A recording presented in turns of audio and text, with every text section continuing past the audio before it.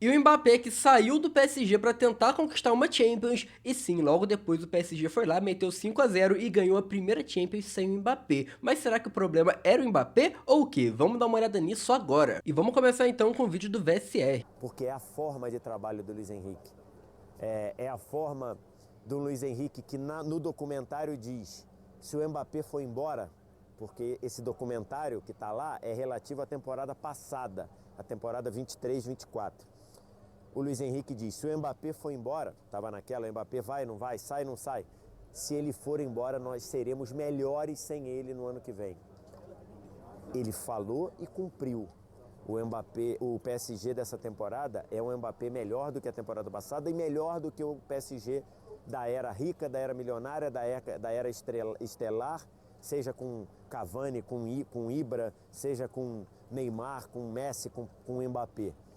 Esse é um PSG que desafia, bate de frente e que superou todo mundo na Europa. E no documentário ele dizia: nós seremos melhores sem o Mbappé porque todo mundo aqui vai jogar para todo mundo. E é exatamente isso que faz o PSG. A ponto de ter, nesta Champions, estado eliminado no intervalo do 7º jogo da fase de classificação. A gente tem que lembrar, o 7º jogo da fase de classificação é um jogo em que o PSG recebe o Manchester City no Parque dos Príncipes e os dois estavam pendurados. Quem perdesse aquele jogo teria boas chances de ser eliminado na fase de classificação. Se o PSG perdesse aquele jogo, ele estaria eliminado na 7ª das 8 rodadas da fase de classificação. Foi para o intervalo com o City ganhando por 2-0. E esse PSG acreditando, confiando, sendo coletivo, mantendo a dualidade de pressão alta com capacidade de controlar o jogo. O PSG virou aquele jogo para 4-2, depois goleou o Stuttgart na 8ª rodada e de lá para cá foi um PSG praticamente imbatível, ou um PSG que conseguiu superar muitas dificuldades. E parecia muito que o PSG, cara, podia até cair fora, porque de todos os clubes do PSG, querendo ou não, é um clube que é maior, tem um investimento maior, e, cara, tava embaixo, tava muito mal na fase classificatória, pensei até que ele ia pra fora, mas pra ver, né, foi campeão. Esse PSG eliminou o Liverpool dentro de Anfield, tendo perdido no Parque dos Príncipes. Esse PSG ganhou as duas do Arsenal, em Londres e em Paris. E esse PSG trucidou a Inter de Milão, que tinha eliminado o Barcelona da forma que foi. Contra o Barcelona, a Inter resistiu. Contra o PSG, a Inter não conseguiu resistir.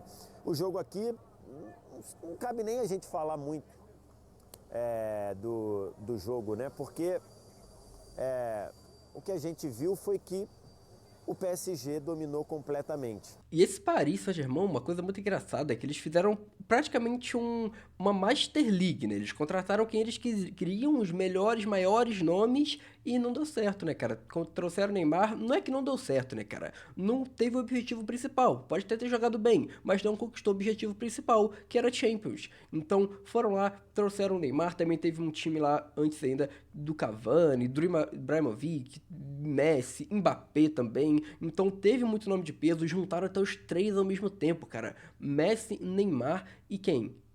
Mbappé. Então, cara, era uma coisa absurda, só que não deu certo, entendeu, cara? Porque não voltava pra marcar, esse time aí, alguns não voltavam pra marcar, faltava gente atrás, no outro era todo mundo jogando pra um cara só, no outro isso, no outro aquilo, e não dava certo, cara. Agora jogando na mão do Luiz Henrique, falou: faz teu show, montou um time coletivo, sem nenhum nome, né? Botaram até apelido de PSG Low Profile, porque não tem nenhum nome que tu olha e fala: ó, esse cara é a maior estrela, vai carregar o time inteiro sozinho. Não, todo mundo é bom, entendeu, cara? Tem um equilíbrio ali, entendeu, cara? Todo mundo é o jogador, é o soldado, né? Como dizem, todo mundo ali são os 11 soldados, entendeu, cara? Diferente do outro time, que era todo mundo vira e joga pro Mbappé. Então ficou uma coisa muito mais coletiva.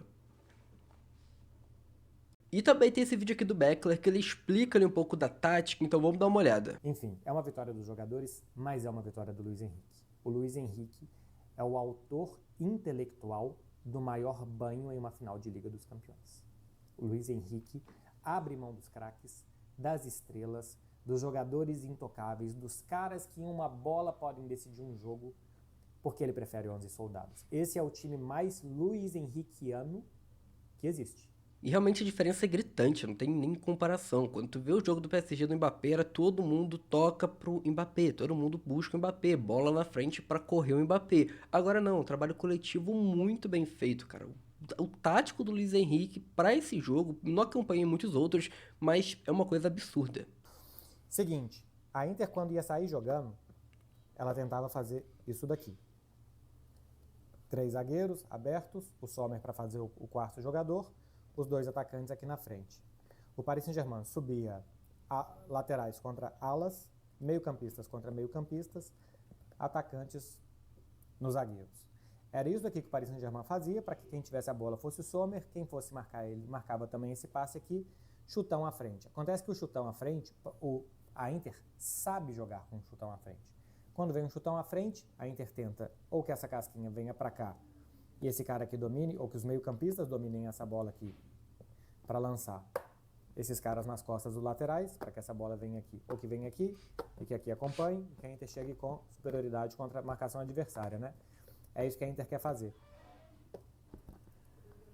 Acontece que estavam aqui os 3 meio-campistas da Inter, os 2 alas do Paris Saint-Germain, e quando a bola era lançada para esse cara, esse daqui já sabia que muito provavelmente, quando era lançado para o Lautaro, que o Marcos Thuram ia correr. Então se reduziu o espaço por aqui e neutralizava essa jogada que tentava fazer. E outra coisa é que os laterais também não subiam tanto para marcar. Esse aqui é da Inter. O do Paris Saint-Germain não subia tanto que era já para ter alguma sobra. Mas se via que esse passe viria para cá, aproximava, antes da bola chegar, para que tivesse sempre muita pressão. E aí a intenção do Paris Saint-Germain era que quando a bola viesse para um dos pivôs, que se juntasse muita gente perto dele, que a bola não chegasse para os meias para fazer o lançamento para os alas. Os meio-campistas do PSG e os zagueiros, para não deixar que o pivô fosse feito, foram muito importantes para quê? Que a Inter não atacasse, que essa fosse a única alternativa da Inter, que fosse o chutão, que a Inter sabe utilizar. Para vocês terem ideia, o Bastoni tentou 10 bolas longas contra o Barça. Contra o PSG ele tentou 5, metade só, porque a Inter sabia que tinha que anular a bola longa, o Paris Saint-Germain sabia que tinha que anular a bola longa da Inter com o Bastoni. Então, como a Inter não tinha mais isso e o Paris Saint-Germain recuperava essa bola, recuperava com a Inter tentando sair, ela não estava tão fechada com a linha de 5 lá atrás, e o Paris Saint-Germain tinha um pouco mais aqui de campo aberto para jogar e para atacar a Inter. Foi recuperando bola, que o Paris Saint-Germain criou volume. O primeiro gol sai numa jogada que mais ou menos a gente tinha falado aqui que poderia sair, né? Que era o Paris Saint-Germain com 5 jogadores na frente, linha de 3 e 2 jogadores muito abertos para que se atacasse esta zona entre ala e zagueiro, e essa zona aqui que o Désiré recebe para cruzar para o Hakimi, e todos os outros gols do jogo são feitos de roubadas de bola do Paris Saint-Germain. O segundo, que é uma roubada de bola aqui, e vem o contra-ataque, porque o time sabe contra-atacar bem. O terceiro é uma jogada construída que o Désiré Doué chuta no segundo tempo, que vem desde o Dembélé para o Vitinho, o passe para o Désiré Doué. O quarto gol, uma bola excelente do Dembélé para o Kvaratskhelia para finalizar. E o quinto gol já é completamente um passeio no parque para o Paris Saint-Germain matar o jogo. Dos 5 gols, o primeiro foi construído. Todos os outros foram roubando bola para correr, e o volume de jogo que o Paris Saint-Germain construiu foi roubando bola da Inter e não deixando a Inter jogar no campo do Paris Saint-Germain. E é mais doido ainda pra pensar, cara, dessa final, quando tu pensa num detalhe. Esse clube, essa equipe do PSG, é uma equipe que tem uma média de idade muito baixa, cara. Se não me engano é 22, 24 anos de média, mas além disso, é uma equipe também que, quando você vê em campo, tem muito jogador que fica descaracterizado da sua posição, entende, cara? O próprio Hakimi, ele é lateral, ele vai parar de 9, fazendo o papel de um 9, tanto que ele fez um gol, ele recebeu uma bola, e isso aí é uma coisa que destruiu a defesa da Inter. Aí você deve pensar, mas a Inter é um clube ruim, não sei o quê, aí pra tomar 5-0 tem que ser muito ruim. Não, a Inter era a melhor defesa da Champions, se eu não me engano. Se não é a melhor, era uma das melhores, entendeu? E não tomava tanto gol. Eu acho que foi na partida com o Barcelona. Lá ela tinha uma média baixíssima de gols sofridos naquela Champions até aquele momento. Aí depois, né, teve aquela partida lá também que a defesa acabou sofrendo muito gol, né, contra o Barcelona. Aí nesse jogo também sofreu muito também, né, muitos gols, 5 gols. Então, conforme foi passando o tempo, foi abaixando um pouco, né, cara? Mas, claro, também é uma equipe muito boa. Não é porque tomou 5 aqui que é uma equipe ruim, cara. Uma equipe que tem uma defesa muito boa, mas não deu certo, entendeu, cara? O PSG foi muito melhor, foi superior demais e simplesmente trucidou com a defesa, com o ataque, com todo mundo, cara. Eu não me lembro de ter visto um chute a gol praticamente da equipe da Inter, cara. Foi um jogo que só uma equipe jogou.